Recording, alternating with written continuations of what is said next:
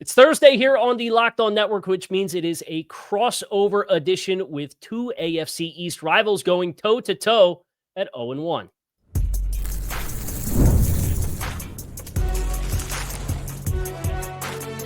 You are Locked On NFL Crossover, part of the Locked On Podcast Network. Your team every day. What's up, everybody, and welcome to another crossover Thursday here on the Locked On Network. I am Kyle Krabs, host of Locked On Dolphins, co-host of Locked On NFL Scouting, joined by Nick Cattles of Locked On Patriots, and we are getting you ready for an AFC East matchup in Week 1. We want to give a special welcome and shout out to our everydayers here on the Locked On Network, because it is your team every day. We don't just say it, we live it. Today's crossover Thursday is presented by Prize Picks. Download the Prize Picks app today and use code LOCKEDONNFL to get $50 in lineups after you play your first $5 lineup. Nick, Patriots, Dolphins, storied rivalry. Neither one of these teams got off to the right foot that they wanted to in 2025. No. But a familiar face and excited to touch base with you as we get ready for this Week 2 matchup. Yeah, I'm excited to do this with you, Kyle, and I don't think either fan base is feeling great coming off Week 1. I think both fan bases are hopeful, praying maybe to the football gods that there's some kind of turnaround for Week 2. Yeah, so let's get into storylines out of this game, whether that's something about Week 2 and its matchup in particular, or something that happened in Week 1 that's kind of bled into the early chapters of this week as we go through practice, getting ready for Week 2. What's the biggest storyline out of Foxborough right now with the Patriots at 0-1 with the loss to the Raiders? So if I was talking to you before 1 p.m. on Wednesday afternoon, I would have said, Drake Maye, the offense, what's going on there? But then we find out when Mike Vrabel meets up with the media that defensive coordinator Terrell Williams is dealing with some health stuff, and he missed a big portion of camp due to what he termed a health scare. Now, Vrabel says this is a different situation than the prior situation, but Williams is going to be away from the team for a few days. Doesn't sound like he's going to make the trip down to Miami. So now all of a sudden, your expected defensive coordinator, who has the first game under his belt, the first time he's a play caller, looks like he's going to miss Week 2. And this is smack dab in the middle of a work week, Kyle. So it's kind of all over the place. Zach Core, who filled in for Williams during camp, he's the inside linebackers coach. He filled in for Williams during camp. Sounds like he's going to take some of Williams' job, but even Vrabel with the media on Wednesday said he wasn't sure if Williams is not going to be there. He's not sure who's going to be calling the plays on Sunday. So right now, that's the biggest story. Who is going to be your defensive coordinator on Sunday, and who's going to be calling the plays? So I wanted to ask you about the defense in Week 1, where a lot of explosives, which I think that, and I know Christian Gonzalez didn't play in Week 1, but I was surprised to see the explosive play numbers that the Raiders were able to get on New England, because from the outside looking in at the roster, you knew there was a lot of youth on the offensive side of the ball and a scheme change for a second-year quarterback. Looked at the defense and said, hey, there's a lot of really likable pieces here. So what did you think was the most common thread that contributed to what those explosive plays were? And I'm asking, as an offense that had no explosive plays in Week 1, trying to figure out what were the Raiders able to do successfully? Yeah, as I mentioned, it was Williams' first game as a DC, and it just felt, Kyle, like it was his first game as a DC. And what I mean by that is it felt like he couldn't wait for game 1 to just empty the box out. And I thought that he was overly aggressive. Now, this scheme's going to be much more aggressive than it was during the Belichick years and even during the Mayo-Covington year last season.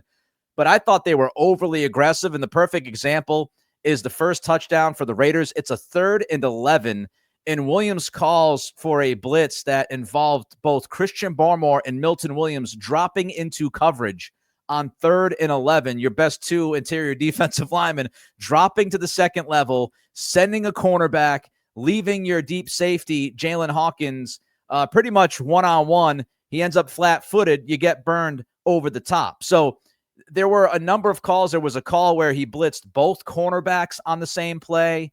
There was a call on, I think it was 3rd and 20, when he sent the house, it was a zero blitz for all intents and purposes, and they got burnt over the top one-on-one down the sideline along the boundary. So I think that was the biggest issue. It was just being overly aggressive and sometimes being aggressive at the wrong moments. And Geno Smith, he tends to be pretty good against the blitz, and he was really good on Sunday. So you combine all those factors to go along with some missed tackles and some miscommunication. Those were the biggest issues, but I would start with Williams and being way too aggressive, throwing the kitchen sink at the Raiders in week one. From Miami's standpoint, storyline on each side of the ball, Miami's defense gave up a lot of chunks as well, but it didn't look like necessarily Anthony Weaver's first go-round as a defensive coordinator, but it looked like a team that had a lot of guys that hadn't played together on the back end. And that includes one of the team's undrafted rookies from last year, Storm Duck, went down to Rasul Douglas, who'd been with the team. They'd flirted with him all offseason going back to May. Well, he signs a week before camp, and 15 minutes into the game, he's playing outside corner and has to play the rest of the game. So those communications felt like it led to a lot of soft coverage for Indianapolis on early downs, which flies in the face of what they said they wanted to do all offseason. They talked about wanting to be aggressive on the outside, disrupt the timing of routes. There's a lot of open air. And the Colts, they also did a great job using a lot of early and neutral down play action passing to kind of get these soft voids underneath. And then they selectively took some shots down the field, and they got a fair mix of chunks. They had a touchdown pass in the high red zone on 2nd and 20. And that was one of the early possessions in that game that was Indianapolis's first touchdown. So I think for Miami, I'm interested to see what they change about their coverage matrix. You talked about wanting to be aggressive. Are you willing to be more aggressive and compress the open air and kind of force Drake Maye to take some more low percentage throws so that this pass rush that you've identified is the strength of your defense can actually have a chance to get to the quarterback? Because more often than not, the ball was out of Daniel Jones's hand when he hit the back of his drop. On offense, just a really inefficient effort. And the score kind of got them away from whatever they wanted to do running the football. Right. So that's obviously, as we get into matchups in segment 2 here on our crossover, we can kind of talk about what some of those matchups look like. But Tua Tagovailoa looked like he was working in a new offense, and it was year 4. And that was the most surprising thing. Was I didn't think they necessarily called a great game. I think they put their pass protection designs in some rough spots with tight ends and running backs blocking guys on the edge, or DeForest Buckner in a one-on-one situation with a converted wide receiver from Idaho State, Tanner Connor, who's playing tight end now. He had DeForest Buckner one-on-one in pass pro, and it went about as well as you thought it would. So I think for having the continuity in the scheme and that being such a big driving point of what this year was supposed to be about, to see those kinds of lapses, to see late play calls getting in and really running down on the play clock, and then to see Tua having early progression opportunities to get the ball to primaries where his eyes are starting and it's open, and he turns it down. It felt like he was either not reading it, or maybe he was pressing, looking for bigger plays and not taking those on schedule throws. Whatever it was, that's the thing that New England should aspire to try to replicate with however they choose to play Miami on defense. Yeah, I mean, I watched the game between Miami and Indy. I checked it out on Monday morning, and I think it sounds old school, Kyle, but it's like the trenches, right? I thought the offensive line had some issues for you guys. I thought the defensive line, coming into the season, I was saying this defensive line in Miami should be one of the best when it comes to getting to the quarterback. But as you mentioned, they didn't have a consistent opportunity to do that. Mm-hmm. And the turnovers just rocked you from the very beginning. And I thought Tua overall was just careless. I thought, the fumble, careless, Hold on to the football, young man, tuck it, go down. What are we doing? He's kind of holding it out like a loaf of bread, just carelessness there. He apparently didn't see Latu underneath when he just throws a football and didn't spot the guy underneath on the route. I thought that was a careless throw by him. And it's just, he had another, I think, 1 or 2 throws in that game that could have been picked as well that were dangerous, where he just kind of threw it into double, if not triple coverage. He looked off all game long. And And my question for you and all of Miami is, there was this feeling at the end of last year that the league had kind of figured out Mike McDaniel's offense. And, after the week 1 struggles, I think that question still remains, and we'll see if they can put it together in week 2. But man, that was from somebody who watched the Patriots offense in the second half, which was atrocious. That was a rough watch for me on Monday, watching Miami and just really the entire outfit, but especially Tua. Well, we're going to get into matchups. I'll answer that question on the other side of the break as well with that offense, but I do want to get to break and we can kind of maybe sell some more points for each one of these offenses in segment 2 and segment 3 for this week 2 matchup. That's coming your way next. Everybody, make sure you guys stick with us.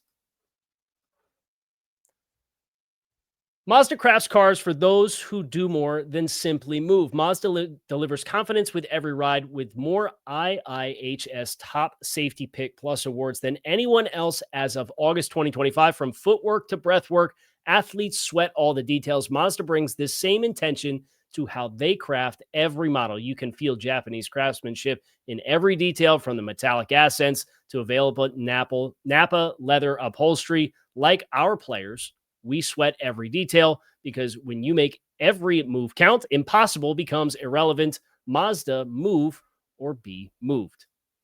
It's time to fuel up and turn it up this weekend for week 2 with 5-Hour Energy Transfusion. This grape, ginger, and lime flavored shot brings the iconic taste of golf course favorite to a non-alcoholic boost. It's perfect for sinking birdies, watching touchdowns, or making great memories with friends. It's a hole-in-one for your energy game, whether you're out on the course or need a little extra push. You want to stay up late and make it through Sunday Night Football. 5-Hour Energy is here to help. With their transfusion, it delivers a clubhouse flavor you love without ever having to leave the green.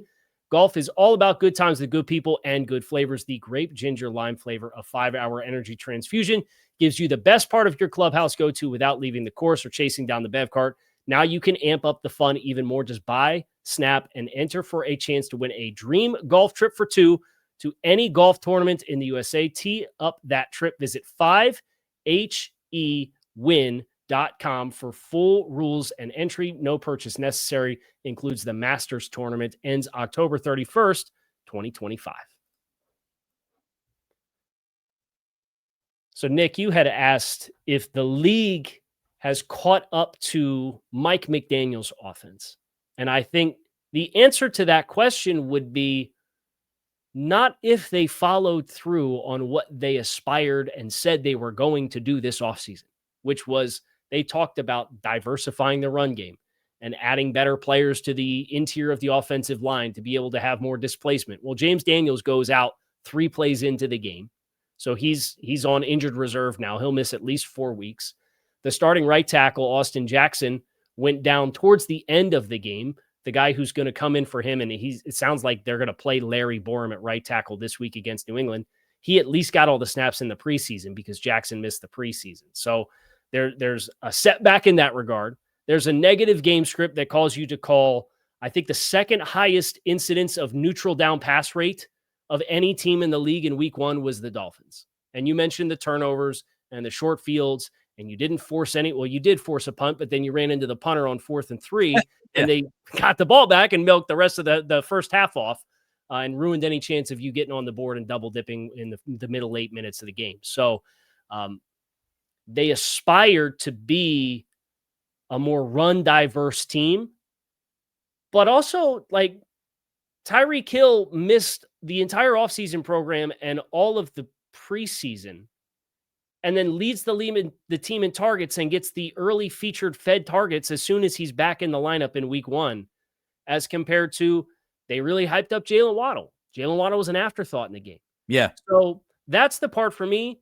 If you're just going to default back to what your old habits are as soon as you start playing real games and you're in the thick of it, then yes, the league has caught up to what you're trying to do in that regard. And I think that's what makes the week 2 game and the matchups with the Patriots so fascinating, because it's a chance for you to kind of get a blank slate and show all the things that you talked about wanting to be that were different offensively and putting some different things on tape.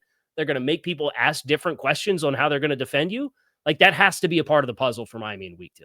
You know, it's interesting, Kyle, because a lot of the same conversation happened when the Patriots hired Josh McDaniels. The question was, during his year off, how much was he going to be willing to change his offense? And, he talked about visiting other teams in the NFL during his year off, visiting college programs during his year off, and learning some different things. And it was interesting, some of the stuff that we saw against the Raiders, it was a little bit new. If you compare McDaniel's time with the Raiders versus, what he did on Sunday, for example, over 85% of the snaps were in shotgun against the Raiders, which, that's because Drake Maye is much more comfortable in shotgun than under center.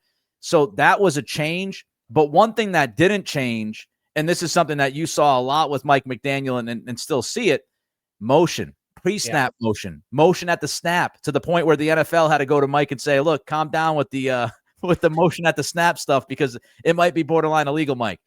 Against the Raiders, Patriots were bottom 3, bottom 4 in the league when it came to motion pre-snap. So it really was what you see is what you get. There were a couple of run plays. There was a speed option, an RPO option run that you could see was a little bit of a tweak, but it really was kind of vanilla. And so I think the Dolphins and Dolphin fan base, when you sit down and watch this game on Sunday, we'll be able to see if McDaniel's made some heavy adjustments just by the motion. And if it's going to be, you see what you get. And I don't know if that's because they didn't want to put too much on Drake Maye's plate early on. And there's a lot of new pieces. 4 of the 5 offensive linemen weren't in New England in 2024. You got Diggs, you got Mac Hollins, you got a lot of new. Drake Maye in his 4th offense in 4 years, if you go back to North Carolina. So maybe that's what it was, but it was vanilla. It was really vanilla. And I would like to see a little bit more creativity, especially to get the run game going. I would love to hear from you in the back half of segment 2 here. One matchup on each side of the ball that you think has a chance to define this game one way or another. And then I will take 2 and do my best not to overlap with whichever 2 you pick. So Patriots have the ball, Dolphins have the ball. Give me 2 matchups that you think have a chance to define this game. All right. Well, I start with just Will Campbell and, left tackle. Is he going to be able to deal with the pass rush of Miami? Is he going to be able to deal with some of the speed of Miami? Another one on the offensive line is Garrett Bradbury. And I know, Steelers a very good football player. And if you start getting that rush up the middle, it's going to make Drake Maye a little shaky. Bradbury was really good in week 1 against the Raiders in pass protection, which was shocking because he stunk out loud during the preseason and stunk out loud in Minnesota last year. Was that a flash in the pan against Adam Butler and some of the other Raiders defenders? We'll see. But Bradbury's going to hold his water, and Campbell also too. Defensively, what I'm looking at is, you mentioned, Larry Borum on the right side. Yeah. You're talking backup right tackle. He's going to be lined up against Harold Landry. And I'll tell you, Landry was the most impactful player on the Patriots defense last week. He had 8 pressures, 2.5 sacks.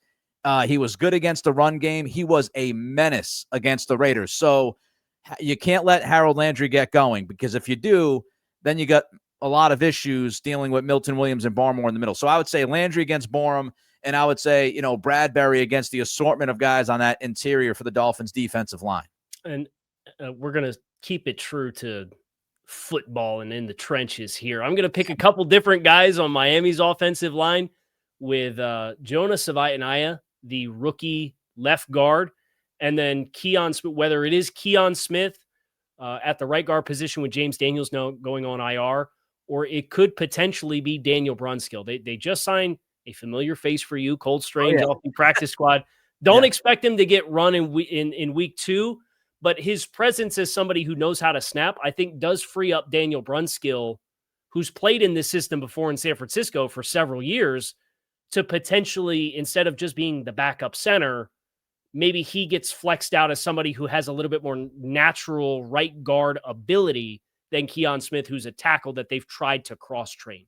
So those 2 against, you mentioned names like Milton Williams and Christian Barmore, and they got some stout guys that can play and reduce inside, even on inside shade on tackles like Keon White, right? Like they've got physical guys. They've got guys with twitch. They've got guys with length. They've got guys with agility. There's all different kinds of skill sets that they have. How does Miami's interior play? Because this was the hallmark position that they circled and said, we need to be better here if we're going to fulfill any aspirations we have on being a more dynamic offense and a more balanced offense and a more physical offense in 2025. So when Miami has the ball, everyone's going to want to point at Tyreek Hill and Jalen Waddle and if Christian Gonzalez is going to play and all those questions, and that's fine. But if Miami comes out and passes the ball 35 times in this game, I think they're just feeding into the problem that they've had.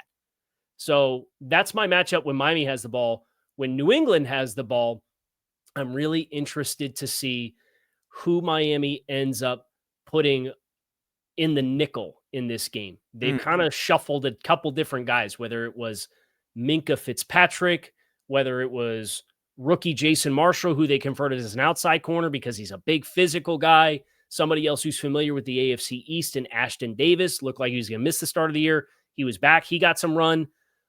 It looked like Ifitu Melifonwu was going to be the second safety, but he ended up conceding snaps to Trader in the second half of the game. So I think they're kind of unsettled there at that spot, but that's a really important position. If they're going to play tighter in the intermediate areas of space, they need somebody that they feel a little bit more comfortable can do zone coverage stuff, take some coverage against tight ends, and fit the run. And I think that's a really important matchup for Hunter Henry. That's an important matchup for figuring out what you're doing with Ramondre Stevenson and Travion Henderson. As you know, I would love to see Henderson get the ball more, maybe just not in week 2, because I think he's a stud.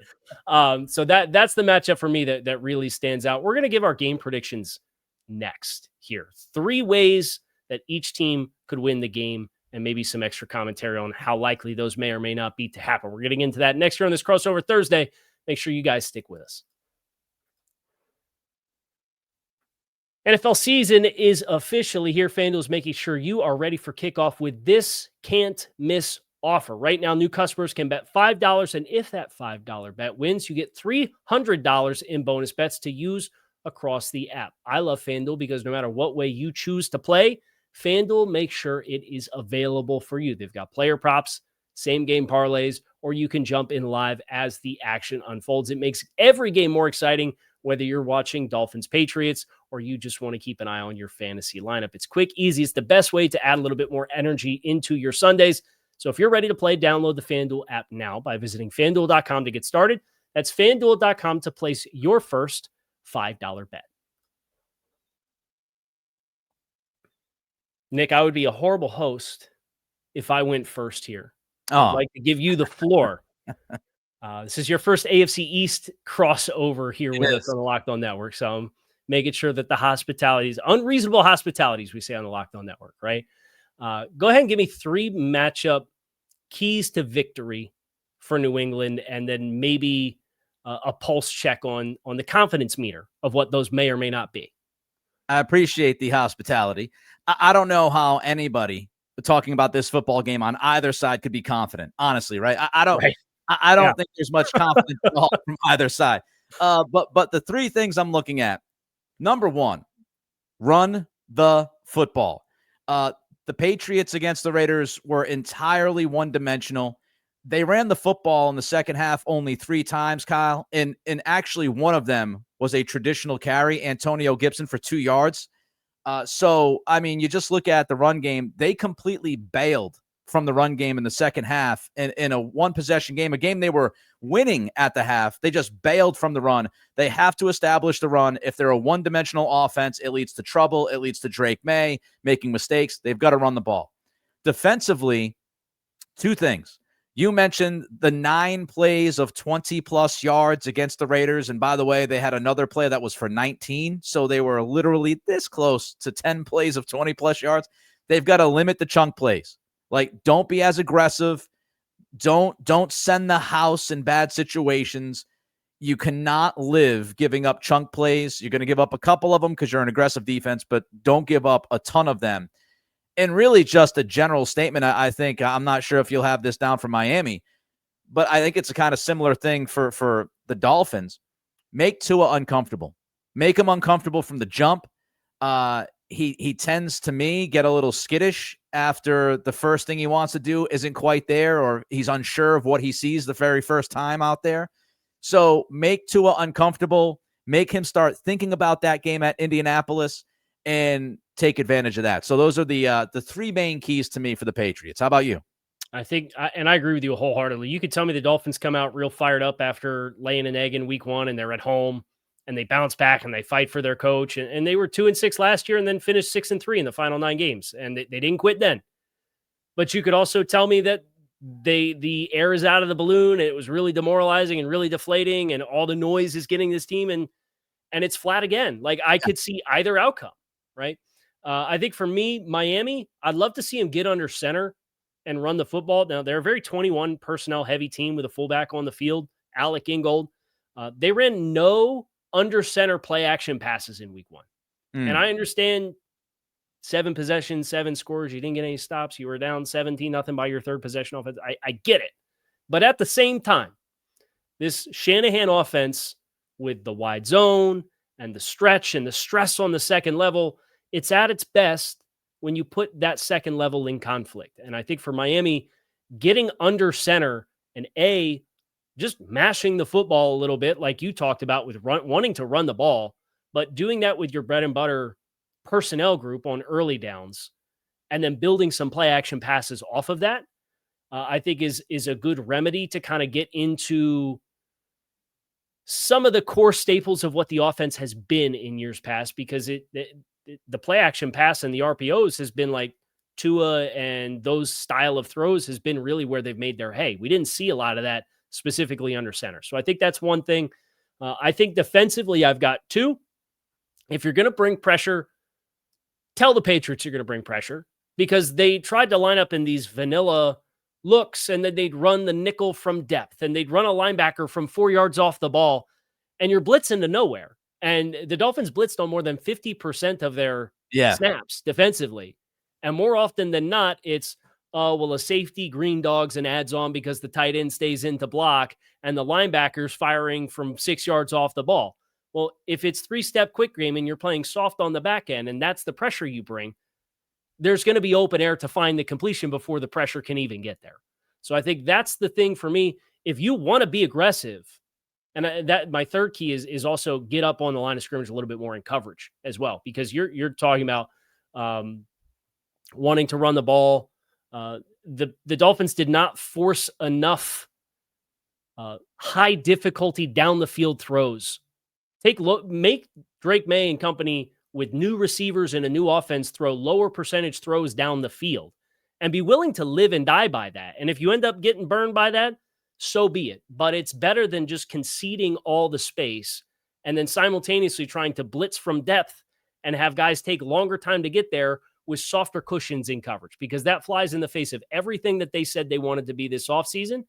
And that's where I think it really created this deflating 7 possession, 7 score style defensive output. Yeah, I think you're onto something there when you want to force Drake Maye to throw down the field and more difficult throws. One of the things about Maye during camp and especially during the preseason games, he was a little hesitant to pull the trigger downfield. And, if I'm Miami, I'm walking in saying, force him to make almost the easy throws. You want him to try to prove that he can beat you death by paper cut, because one of the things about Drake is he misses some of these easy throws. He missed 4 or 5 of them last week against the Raiders. So you want to make him almost be consistent in his operation, his mechanics. And if you force, if you're taking the underneath stuff away from him and forcing him to beat you over the top, he has that ability, but will he be comfortable pulling the trigger, or will he be hesitant? And then that starts to cause him to overthink. And then that's when you have some of those mistakes and easy misses. And that can at least set the stage for maybe your pass rush guys can get home a few times, right? And that was a part of the problem for Miami as well. Well, make sure you guys stay tuned in here on the Locked On Network. It is your team every day. We don't just say it, we live it. Nick has you covered on Locked On Patriots. I have you covered on Locked On Dolphins. Your teams every day. We have Crossover Thursday for every game that's being played. All of your favorite teams in all of your favorite sports here on the Locked On Network. We appreciate you guys for checking out this Crossover Thursday. Come back, see Nick on Locked On Patriots on Friday, see me on Locked On Dolphins on Friday. We'll give our final game and score predictions there for each one of you as well. Enjoy the rest of your Thursday, and we will talk to you all again soon.